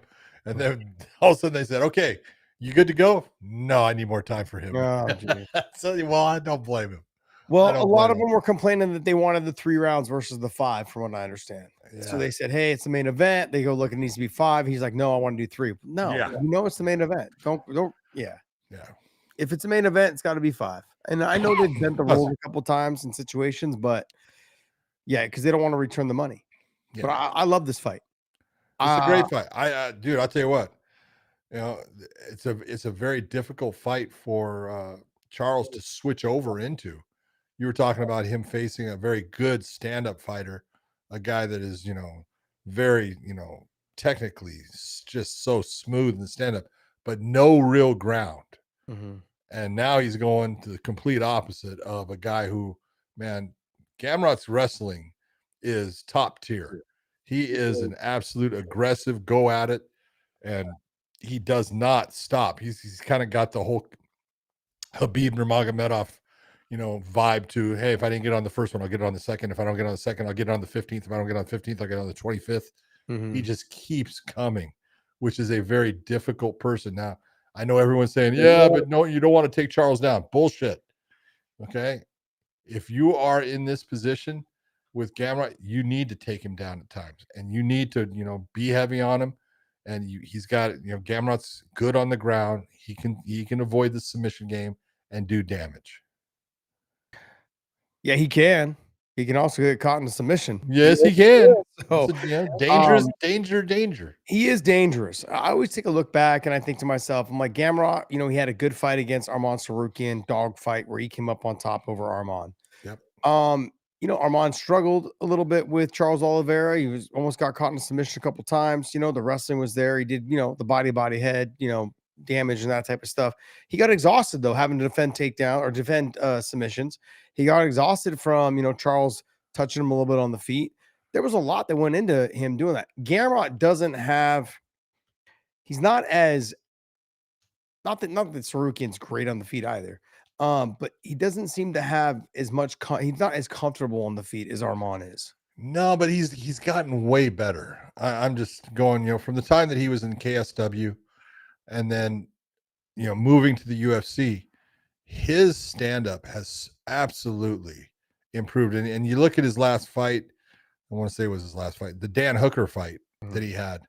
Like, Dan Hooker on the feet is good. And you've seen him, you know, Dan Hooker, you know, in the first couple rounds beat, you know, Dustin Poirier, you know, in the stand-up game. And then that fight against Gamrot, he you know, Gamrot actually put Hooker down. You know, he did a lot of good things. Now, he did lose the fight. It was a close fight, but he's turned into a guy who is not, I'm not saying he's the greatest on the feet, but he's comfortable and he's able to use his stand up to get into his grappling range. And from there, once he's shooting the shots, he is tenacious. He did one since then, by the way. I'm sorry? He has one since Dan Hooker. Yeah. Okay. Yeah. Look, I like Gamrot. I think he's talented. A little bit more one-dimensional fighter. He's got to be very cautious and careful of the guillotines. He's got to be cautious of the anacondas and the darces. He's got to be cautious of the triangle because that's what Charles is just fucking awesome at. So he's got to be cautious of all those things. No doubt about it. And then on the feet, Charles just so relaxed. What concerns me about Charles is, I think, what everyone's concerned about, came back too soon. Yeah. That wasn't like he just got clipped and like he went out a little bit, dropped to a knee, and then got finished. No, he fucking was out. Like, he was out. And so that's what scares me a little bit. And the rush for him to come back. Why? Like, I agree. Because it's UFC Rio. That's why. Yeah, but you have a lot of money. Like, you could take an extra 2 or 3 months. You can relax. I get it's Rio, but nothing worse than losing in Rio either. That's true. So I'm not saying he's going to lose. I am leaning towards Charles because Charles had a full camp. I think Charles really focused on this. I think Charles will grapple a lot more because I think Gamrot's going to be forced to wrestle. Charles pressure on the feet, the push kicks, the long range jabs, all those things, you know, is going to give Gamrot some problems. Just the relaxation of Charles Oliveira is going to give Gamrot problems. Gamrot's going to be forced to be, you know, to have to shoot under pressure, and that makes people tired. And I just, Charles, he's been doing this for so long, being competing at the highest level. See, I look at it the same way as you. I look at it, and if it was this fight with 8 months separating the knockout to Ilya, I would feel much better about Charles. So would picking I. Charles. As far as picking Charles. Yeah. The fact that it's been a shorter amount of time, I think it gives Gamrot, the ability to possibly do some damage to him that, makes it to where Charles is just not as effective. Absolutely. I would agree. I'm still taking Charles. Yeah. Okay. John. We see Zeke662. You got another question for us? Yep. Josh, I know it's not a pay-per-view fight card. We need your dog walk pick for this weekend. You're on a bit of a losing streak, so let's turn it around. Damn. That was harsh, man. Why you gotta call me out like that? That's Why you harsh. gotta call me out like that? I'm gonna go with Jake Matthews as my dog walk pick of the week. Yeah. I'm gonna go with Jake Matthews. I just think he's younger. He's on fire right now. I think he believes in himself. I think Neil Magny, he's also still a dog. He's gonna pose some threats, I think, early in the fight. But as this fight goes on, Jake Matthews will start to have success. The longer this fight goes, I lean towards Jake Matthews. And what I mean by longer, I mean if once it gets past 4 minutes, I think it's going to be Jake Matthews. Yeah. It's just hard at the age that Neil Magny is to fight with these young guys. And Jake Matthews, I think, like I said, believes in himself right now. So I think that's who I'm going with right now. That's Nice my choice. dog walk pick of the week. Nice choice. I'm on a losing streak. I had lost one time. My dog. Oh, see, now you're lying. Dog okay? walk pick of the Your week. dog. Not all my other picks, just my dog walk. Okay. Giving me a hard time. I know we got another one. Yep. Alejandro Gutierrez. Could they do Conor versus Nate 3 instead of Conor versus Max? Colby versus George 2. Strickland versus Izzy 2. All questions about the White House. Okay, let's see. They could do Conor Nate. They could do Conor Nate. Good. I didn't even think about that. That's a good take. You don't like it, but I do. But the thing is, it's not a title fight. No. It's the whole point. That's why I came up with Max. If you're gonna have him as the main event, that you gotta have him fight. Yeah. The Conor Max one is good. Colby George too. No, I have no desire. God, no. That first fight wasn't great. Colby George. And I know George's over, or not George, but I know Dave's over here going, all right, Colby, yeah, like Colby. No, but it's just not there. It's not there. And then who else? Strickland Izzy? Nope. I have no desire for that either. Not as a main event, not as a co-main event. No. Not when you got Jon Jones and Aspinall. Not when you got Kayla Harrison, Amanda Nunes. Not like, I'm sorry, I'm gonna keep going back to Pantoja and Horiguchi. I'm gonna keep going back to that. You're not gonna get me off that fight. That would be a fucking fantastic fight. It would. Fantastic. It would. So what else you got? There's another one. Yep. Spinning heel hook. Who's the best fighter you've ever seen in the gym who just wasn't able to replicate it come fight night? There's a couple guys. I've seen a couple guys that were, but for me, it's always going to be, and this is no disrespect to my friend, man. I got nothing but love for him, but it's Thomas DeAnge. This guy, I've seen him take down Daniel Cormier. He's a 145 pounder, 155 pounder. He fought both weight classes. He's taken out Daniel Cormier. He's taken down Luke Rockhold. He's taken down me multiple times. Like, he would tear me up on the feet in sparring. And he would give guys like Habib and Islam and all these guys a fucking hard time in the gym. Just when the bright lights came on, he had some success in some fights. Just came down to when the bright lights came on, man. He tended to get real tired by midway through the second round, and just had nothing left. Nothing left. It was a lot of spinning kicks, a lot of side kicks, a lot of things that took a lot of energy, and just the relaxation wasn't there. He was almost like so afraid to get taken down. For me, it was Thomas DeAnge. Now, there was guys that I had trained with that I felt like had all the talent, all the ability. Eric Deuce, a wrestler out of Stanford, he was another guy, ended up losing his very first fight, never fought again. He fought Mike Guyman and Ultimate Athlete. He was tearing guys up in the gym, tearing guys up at AK, fucking destroying them, making them look. And we were all Bob Cook, Javier. Oh, he's our secret weapon. Like, he's the fucking this, he's that. He got hit 2 or 3 times in that fight, fucking turned the back and was tapping the fucking canvas before we knew it. And the guy he was one of the most talented, most gifted athletes I'd ever met in my life. He reminded me a lot of Mike Van Arsdale, but he obviously had a little bit of that Mike Van Arsdale in him where he just didn't want to get hit. There was another guy out of Missouri, I believe he wrestled, Mark Ellis. Mark Ellis? Yeah. Fantastic wrestler. Fantastic. And he had some dog in him inside the gym. Then he had his fights and just didn't live up to it, man. Just didn't like it. Didn't want to, didn't fight very long, but those are my guys that like, and this is no disrespect to them. They were great in what they did. You know, Thomas Jange was a world-class Sancho fighter, you know, came over from France, super explosive, super fast, really good kicks. He fought in Bellator, fought in Strike Force, fought in all these shows, you know, had some great fights. Just couldn't get past that threshold of guys where he should have been able to, especially after watching him spar. Andre Fiallo, another guy. He made it to the big show, but his ability was so damn good. That guy, I seen him take down DC. I seen him take down Luke Rockhold. I seen him take down a lot of world-class wrestlers. That guy got some power in his hands, could wrestle, no jiu-jitsu, but he got better at jiu-jitsu as he can. He was a white belt when we started, became a purple belt by the time we got done. Just didn't like to grapple. Live by the sword, die by the sword. He was one of those guys. But I mean, he made it to the big fight. He had great performance. I mean, he knocked out Baez, I believe, right? In his first fight in the UFC, and then ended up going on, had a couple wins, couple losses here and there, but he was a fucking fun fighter to watch.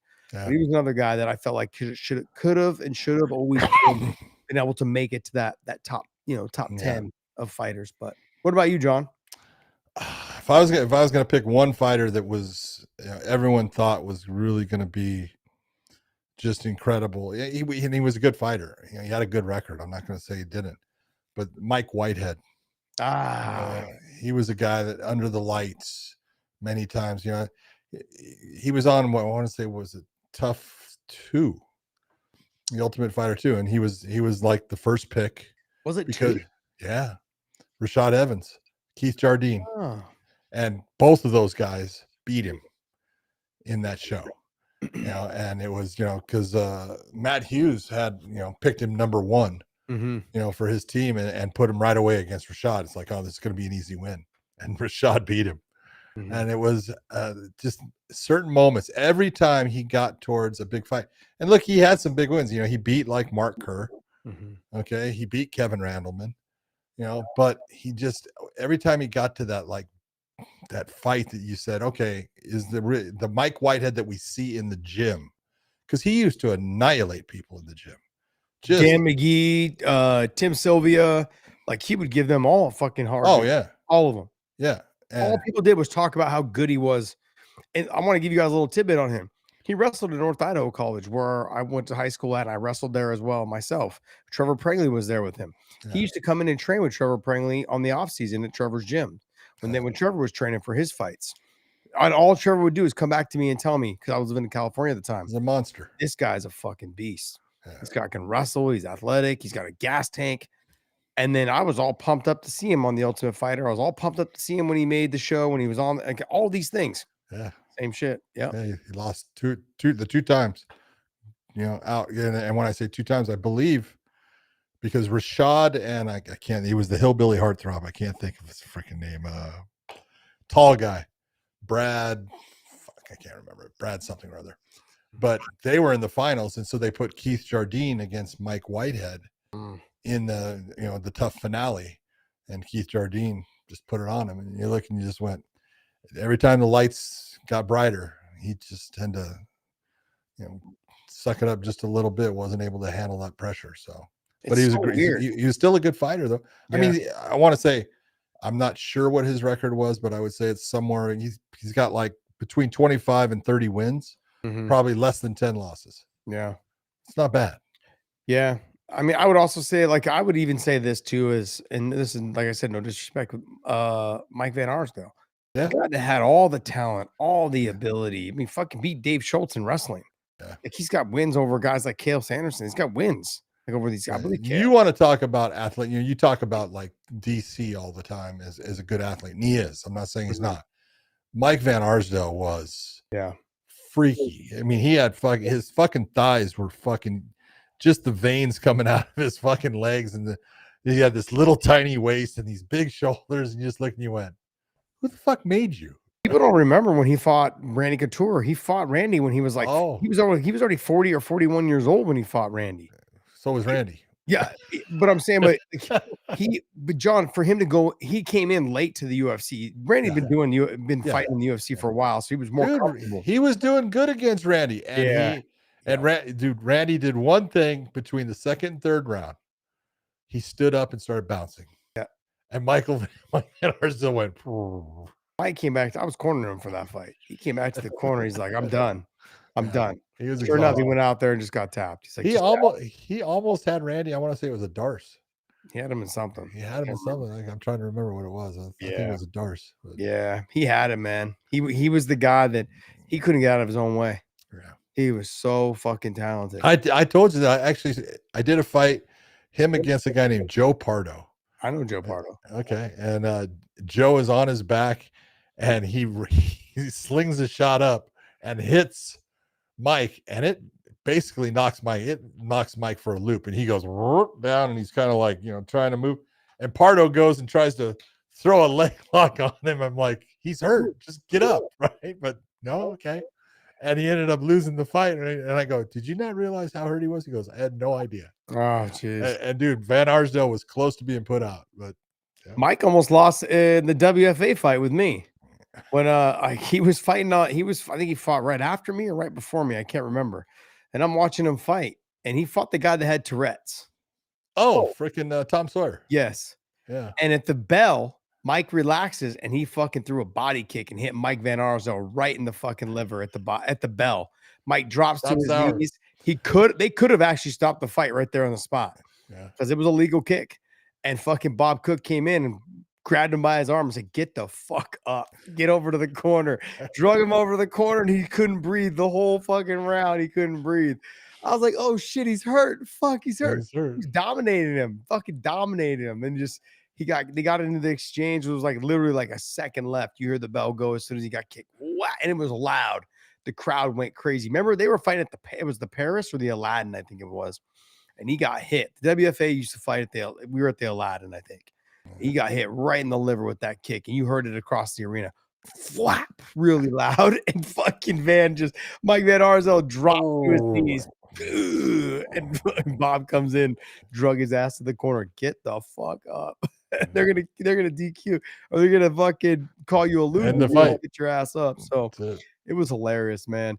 Mike Van Arsdale was the best storyteller I've ever been around.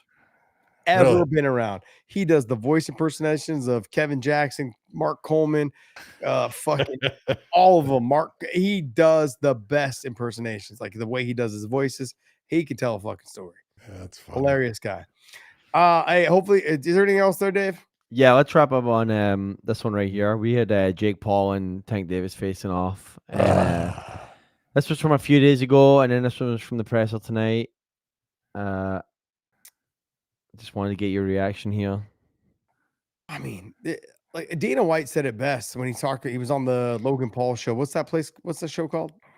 Impulsive. Impulsive?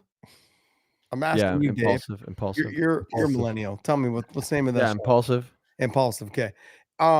It comes down to like, why are you not fighting guys your own fucking size? Look at this, John. This is embarrassing. And not to mention, Georgia already said, no, you can't have this fight here. So they moved it somewhere else. Dave, do you know where they moved the fight? Can you look it up? Yeah. This is embarrassing. Look, he actually put his hands on his knees, and he was still the same height, maybe a little bit taller than Gervonta Davis. I mean, I'm all in on Gervonta. I want Gervonta to win this fight. I want him to hit. I mean, I'm not saying he can knock him out, but I think if he hits him to the body a couple times, John, he may be able to catch him. A lazy jab or something, he might be able to pop him to the body and get him good. I'm hoping. Jake Paul down with a body shot. Oh man. Oh geez. Could you imagine? I would. It'd be great. It's a win right there. It'd be fucking great. Miami. Oh, they moved to Florida. Makes sense. The only place that opened up during COVID makes sense. I mean, what's your thoughts on this fight? I know it's an exhibition. I believe it's 10 rounds. Look at Gervonta Davis is a hell of a fighter, but he's and I think that the one thing that Jake Paul is really going to have to try to figure out in this fight is how do I catch this little son of a bitch, because he's fast, and Gervonta, I would. I'm not telling Gervonta Davis to, cut down in weight like he normally does. Just get in shape. Whatever you weigh, you weigh. Don't try to add weight.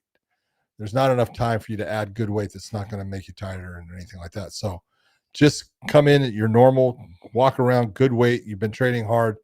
whatever it is, because they've said 195 is the max that Yeah, Jake talk Paul about can not weigh. conceding more weight. What a douchebag move to do. At least get down to 185. Yeah. And then put the win. I don't think Jake can. Look at Jake's walking around at 220. That's hard to get down to 185. That's embarrassing, John. Oh. I do want to say this though, like I've sparred with lighter guys that are world class. I spar with Robert the Ghost Guerrero. I spar with guys like It ain't easy. It's not only not easy, but you guys have to understand this is all they do is hit bags, hit mitts, move on their head, work on their head movement. As much as people are, going to write off Gervonta, and I know it's an exhibition, maybe they've had backroom conversations about, hey, I won't try to knock you out. You don't try to knock me out. That kind of shit. Just, I can say simply put, guys that are his size, like with Robert Guerrero, he fought at 126. That dude fucking had me on. Oh, what are you talking about? Robert Guerrero was a welterweight. He was, but he fought at 126. It's At one time, early in his career. Yeah, early in his career. Fought at 147 towards the end. Yeah. But my point is that guy, he fucking had me on stilts. I look like Zab Judah out there on fucking ice skates at one point during sparring with him, and I was his warm-up rounds. And that's, and I'm not trying to toot my own horn, but I'm saying simply put, these guys, they have a different type of power. Yeah. And they do it so easily too. They make you miss by the smallest margin and they make you pay. And it's very tough to deal with. Now, I know that Jake's gotten better at boxing, all of these things, but I got to be honest, if Gervonta is going to take this serious, there is a good chance he could catch him. Maybe he doesn't knock him and drop him, whatever it is, but he could hurt him. He could hurt him to the body, and he could hurt him to, he could hurt him if he touches him perfect on the chin. He's got power. That's for sure. He's got power, and he's definitely the faster fighter. He just can't afford to be bullied around, because look, guys like Mayweather proved with Logan Paul, they can handle all the smothering. You rush me and do all the caveman bullshit. You do that to me, like, I don't care. I'm good. Mayweather dealt with it at 50 years old against Logan Paul, who's bigger than Jake. Yep. Now, Gervonta, being in his prime, he's like, if all I got to do is just touch you once or twice, so I put you to sleep. So Gervonta, I think people are ruling him out. I'm not yet. I'm not. The only thing that gets me a little concerned is the exhibition thing. Okay, you don't hit me, I don't hit you. I'm just here to collect my check, and move myself on. That's what concerns me a little bit. Yeah, I agree. Because I want to see a real. I want a real fight, but it's not going to be. Try to fucking knock his ass out. We all want to see it. We all want to see it. So, well, we'll see. Dave, anything else for us, buddy? That's us. Hey guys, I want to thank you guys so much for tuning in. And hey, make sure you guys go to wewantpicks.com/offer. Check out their platform. Look, it's $10 a month. They give you all the options on how to teach you guys how to bet. Basically, you can take what's it called, John, again? All the metrics on, hey, how many takedowns this person gets, how many strikes per round, all those things. Take those metrics. Also take a look at some of the other people that are the professionals, not John and I, the professionals. Okay. And they'll give you ideas on why they took those bets, those videos and tutorials, all those things on how to walk you through it. Check it out. It's $10 a month. If you guys don't like it, you guys can cancel. Check that platform out. I want to thank you guys so much for continued support. Use the promo code and still. Okay. When you guys use that, you can use the link down below in the description as well. And make sure you guys like and subscribe our platform, man. Hit the thumbs up and the bell and the notifications to get it all. And John, take us away, bud. Hey, for everyone out there, I hope you enjoyed. Thank you for tuning in, and we will see you.